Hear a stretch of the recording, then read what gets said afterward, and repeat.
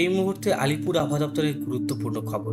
সুপ্রিয় বন্ধুরা, আজ 4 মে সোমবার চলে আসলাম গুরুত্বপূর্ণ আবহাওয়ার খবর নিয়ে।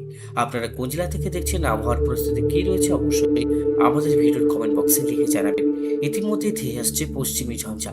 এই পশ্চিমী ঝঞ্ঝার প্রভাবে উত্তর এবং দক্ষিণবঙ্গে ভারী থেকে অতি ভারী বৃষ্টির সম্ভাবনা রয়েছে। তার পাশাপাশি বাংলাদেশ, আসাম, গুয়াহাটি, মণিপুর, মিজোরাম, বিহার, পাটনা থেকে সমস্ত অঞ্চলে ভারী থেকে অতি ভারী বৃষ্টি হওয়ার সম্ভাবনা রয়েছে। তো বন্ধুরা, আমরা জানবো আজকে কোন কোন জেলায় ভারী থেকে অতি ভারী বৃষ্টির সম্ভাবনা রয়েছে, কোন কোন জেলায় 40 থেকে 50 কিলোমিটার গতিবেগে ঝড় বৃষ্টি হওয়ার সম্ভাবনা রয়েছে এবং কোন কোন জেলাতে প্রবল বৃষ্টির সম্ভাবনা রয়েছে। তো এই প্রতিবেদন দেখতে হলে অবশ্যই ভিডিওটাকে ধৈর্য সহকারে সম্পূর্ণ দেখবেন এবং বিস্তারিত জানবেন আপনাদের জেলার আবহাওয়া কি হতে চলেছে আগামী 48 ঘন্টায়। আগামী 48 ঘন্টায় কোন কোন জেলাতে প্রবল বৃষ্টি চলবে সেটাও আপনাদেরকে জানাবো। অবশ্যই ভিডিওটাকে ধৈর্য সহকারে সম্পূর্ণ দেখবেন, অবশ্যই চ্যানেলটিকে সাবস্ক্রাইব করে রাখবেন।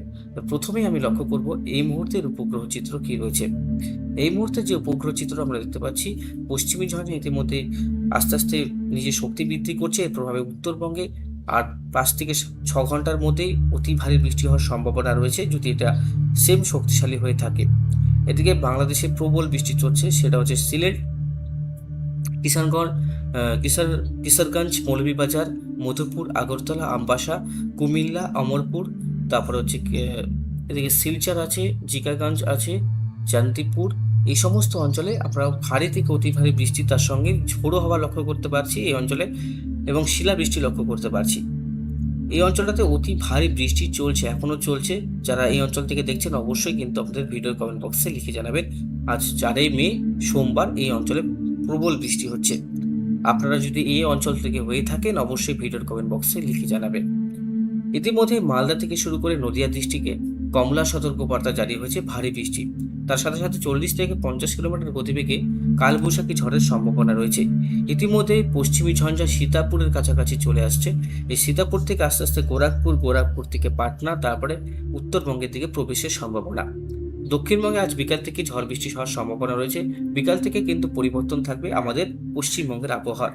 বিকাল বিকাল থেকে শুরু করতে গেলে মোটামুটি আমরা দেখতে পাচ্ছি দুপুর থেকে পরিবর্তন। দুপুর থেকে যেটা আমরা লক্ষ্য করতে পারছি, বর্ধমান, কৃষ্ণনগর, ভাটপাড়া এবং আরামবাগ, তারপরে হচ্ছে এদিকে হচ্ছে গঙ্গাধরপুর, শ্রীরামপুর, নীলগঞ্জ, বারাসাত, দীঘা, গুমা, হাবড়া, তারপরে পলাশী, তারপরে নিমতলা, তারপরে হচ্ছে এদিকে কল্যাণী, মদনপুর, হরিপাল, এই সমস্ত অঞ্চলে অতি ভারী বৃষ্টি হওয়ার সম্ভাবনা রয়েছে। তার পাশাপাশি জামশেদপুর, খড়গপুর, এই সমস্ত অঞ্চলে ভারী বৃষ্টি হওয়ার সম্ভাবনা রয়েছে। দুপুর 2-3টের মধ্যে এই ঝড় বৃষ্টি থাকবে। তারপরেও আবার সন্ধ্যার দিকে ঝড় বৃষ্টি হওয়ার সম্ভাবনা রয়েছে। দক্ষিণবঙ্গের জেলাগুলো হচ্ছে উত্তর 24 পরগনা, দক্ষিণ 24 পরগনা, পূর্ব মেদিনীপুর, পশ্চিম মেদিনীপুর, হাওড়া, হুগলি, নদিয়া, মুর্শিদাবাদ, পুরুলিয়া, বাঁকুড়া, আসানসোল, বীরভূম, এই সমস্ত অঞ্চলে ভারী বৃষ্টি থাকবে।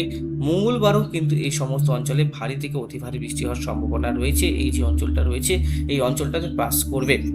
এই অঞ্চলটা যখন পাস করবে তার প্রভাবে বাংলাদেশেও কিন্তু প্রভাব থাকবে এবং পশ্চিমবঙ্গের দক্ষিণে যে উপকূলবর্তী অঞ্চলগুলো রয়েছে, সুন্দরবন অঞ্চল, সেখানেও কিন্তু প্রভাব বিস্তার করবে এই পশ্চিমী ঝঞ্ঝা। এই পশ্চিমী ঝঞ্ঝার কারণে গোটা পশ্চিমবঙ্গে আগামী 10 দিনের দুর্যোগ যেটা লক্ষ্য করতে পারবো, সেটা কিন্তু অনেকটাই ভয়ঙ্কর হওয়ার সম্ভাবনা রয়েছে। উত্তরবঙ্গেও কিন্তু বৃষ্টিপাত এখন কন্টিনিউ করবে। বৃষ্টিপাত যে একবারে কমে আসবে সেরকম না, গোটা পশ্চিমবঙ্গ জুড়ে বিক্ষিপ্তভাবে ঝড় বৃষ্টি চালাবে এই পশ্চিমী ঝঞ্ঝা বা ওয়েস্টার্ন ডিস্টার্বেন্স। আমরা যেভাবে বলি না কেন, পশ্চিমী ঝঞ্ঝাটাই সুবিধা হবে আমাদের পশ্চিমবঙ্গের জন্য। শুক্রবারও বৃষ্টিপাত রয়েছে, শুক্রবারও ভারী বৃষ্টি থাকবে, শনিবারও বৃষ্টি থাকবে দক্ষিণবঙ্গে এবং উত্তরবঙ্গে। 11 তারিখ, 12 তারিখে বৃষ্টিপাত একটু কমলেও 13 তারিখ থেকে আবার কিন্তু ভারী বৃষ্টি হওয়ার সম্ভাবনা আমরা লক্ষ্য করতে পারছি। 15 তারিখেও আমরা বৃষ্টিপাত লক্ষ্য করতে পারছি।